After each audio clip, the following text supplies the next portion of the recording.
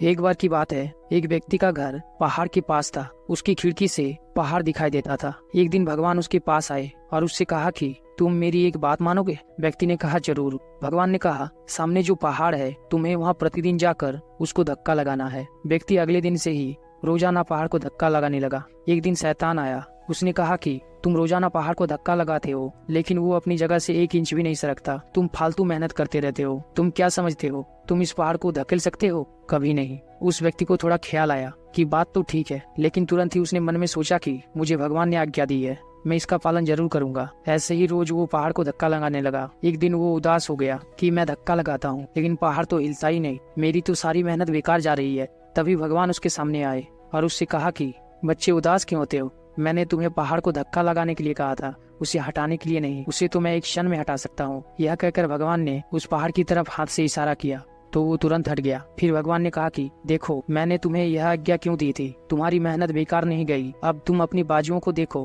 तुम्हारे अंदर कितनी ताकत आ गई है। पहले ये ताकत नहीं थी, तो तुम्हारे अंदर शक्ति भरने के लिए मैंने ये आज्ञा दी थी। देखा आपने भगवान की आज्ञा में कितना रहस्य भरा हुआ था। भले ही ऊपर से देखने में लगता है कि क्या फायदा हुआ, लेकिन कितना बड़ा फायदा हो गया। बाजुओं में शक्ति आ गई।